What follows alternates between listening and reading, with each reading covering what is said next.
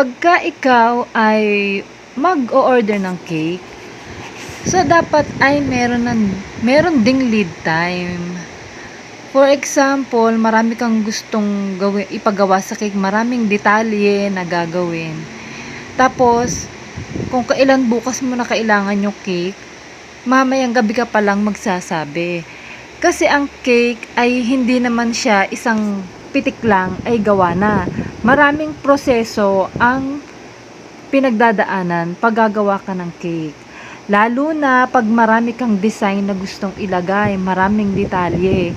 Hindi agad-agad tayo ay makakagawa. Kaya lagi kong inuulit, lagi kong ang ipinopost at lagi kong sinasabi, kung kayo ay magpapagawa ng cake, at least 1 week before, lalo na kung detalyado ang cake na gusto nyong ipagawa, ay ipa-reserve nyo na. Hindi po pwedeng bukas kailangan, mamayang gabi pa kayo magsasabi.